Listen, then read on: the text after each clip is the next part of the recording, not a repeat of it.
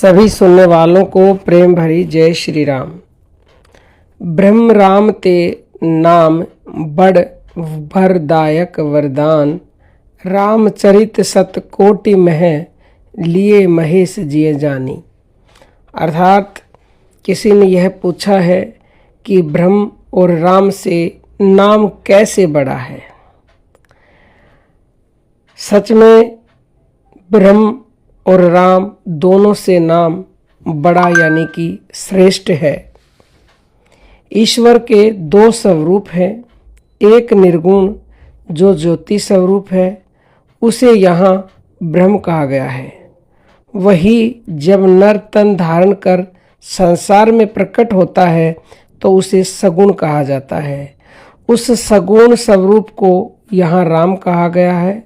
सगुण और निर्गुण दोनों ही ब्रह्म के स्वरूप हैं, लेकिन दोनों ही अगम हैं। इन्हें जानना पहचानना सरल नहीं है। एक अग्नि प्रकट होती है और एक ईंधन में छिपी होती है। इसी तरह ब्रह्म के सगुण और निर्गुण रूप हैं, किंतु नाम से ब्रह्म के दोनों स्वरूप जो अगम हैं वे सुगम हो जाते हैं। सगुण और निर्गुण दोनों का साक्षी नाम है। नाम ब्रह्म और अर्थात राम अर्थात निर्गुण और सगुण दोनों का बोध कराने वाला दुभाषिया है। नाम सुमरन से ब्रह्म और राम निर्गुण और सगुण का ज्ञान पहचान एवं अनुभव आसानी से होता है। ब्रह्म सब में व्यापक है, वह सत्य चित आनंद स्वरूप है। वह ब्रह्म सब में समाया है, परंतु सभी जीव जंतु दीन दुखी हैं, क्योंकि जब तक व्यापक ब्रह्म प्रकट न हो उससे कोई लाभ नहीं उठा सकता। जैसे ईंधन में गुप्त रूप से अग्नि तो छिपी है, परंतु जब तक अग्नि प्रकट नहीं होगी तब तक उसका लाभ नहीं होगा। जब ईंधन से अग्नि प्रकट होगी तब उससे भोजन बनेगा, कोई अपनी ठंड दूर करेगा तथा और भी अनेक कार्य सिद्ध होंगे। इसी तरह व्यापक ब्रह्म जब तक प्रकट नहीं होगा उस सच्चिदानंद के आनंद से तब तक कोई भी लाभ नहीं ले सकता। नाम की यह विशेषता है कि नाम सुमरण से वह ब्रह्म उसी तरह प्रकट हो जाता है जैसे रत्नों से रत्नों का मूल्य प्रकट होता है। बिना रूप देखे भी यदि नाम सुमरण किया जाता है तो नाम के विशेष प्रेम से नामी यानी कि ब्रह्म प्रकट हो जाता है। नाम सुमरण से हृदय में सच्चिदानंद स्वरूप परमात्मा का दर्शन कर संत जन परमानंद की प्राप्ति करते हैं। इस तरह उस व्यापक ब्रह्म को प्रकट करने वाला, उसकी अनुभूति कराने वाला एकमात्र नाम ही है। इसलिए ईश्वर से नाम को श्रेष्ठ बताया है। व्यापक परमात्मा नर तन धारण कर राम रूप में प्रकट हुए। प्रभु राम ने संतों और भक्तों को आनंदित करने के लिए अनेक संकट सहे, परंतु नाम सुमरण करने से अनायास ही भक्त आनंदित हो जाते हैं। राम ने गौतम नारी अहिल्या का उद्धार किया, परंतु नाम सुमरण से करोड़ों लोगों की कुटिल बुद्धि सुमति में परिवर्तित हो गई। राम ने मुनि विश्वामित्र के हित के लिए ताड़का और सुबाहु को सेना सहित मारा, परंतु नाम सुमरण से भक्तों की दुर्बुद्धि, दुर्वासना तथा कुटिलता उसी तरह नष्ट हो जाती है जैसे सूर्य निकलने से रात्रि का अंधकार दूर हो जाता है।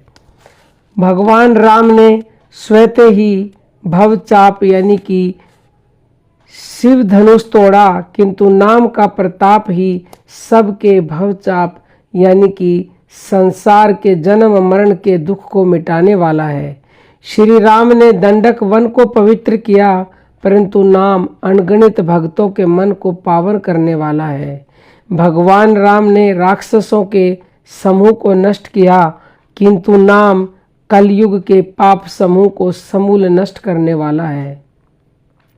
श्री राम जी ने शबरी और जटायु जैसे भक्तों को सुगति प्रदान की, किंतु नाम अनगिनत दुष्टों का भी उद्धार करने वाला है। भगवान राम ने बंदर भालुओं की सेना इकट्ठी की और समुद्र में बहुत परिश्रम से पुल बनाया, किंतु नाम के सुमरण से संसार सागर अनायास ही सूख जाता है। साधु संत और विवेकी जन स्वतः विचार करें कि नाम कितना महान है। राम न सकई नाम गुण गाई। राम भी नाम का वर्णन नहीं गा सकते। महती महिमा नाम की मुनिजन पाए न पार, और ज्ञानी ध्यानी संयमी वर्णन कर गए हार। सच में नाम की महिमा का कोई भी वर्णन कर नहीं सकता। नाम के गुण प्रभाव का वर्णन कभी हो ही नहीं सकता। नाम की महिमा कोई जन साधारण क्या गा सकता है। श्री राम भी नाम के संपूर्ण गुणों का गान नहीं कर सकते। इस तरह से विचार करके देखा जाए तो संत तुलसीदास जी ने ठीक ही कहा है कि ब्रह्म राम ते नाम बड़ वरदायक वरदानी। रामचरित सतकोटि मह लिए महेश जिए जनी। नाम ब्रह्म यानी कि व्यापक परमात्मा और राम यानी कि साकार परमात्मा दोनों से श्रेष्ठ है। नाम दोनों को अपने वश में किए हुए है।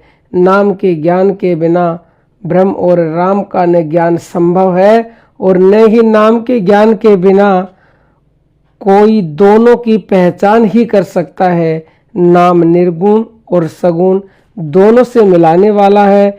इस तरह नाम ब्रह्म यानी ईश्वर और राम दोनों से ही बड़ा है।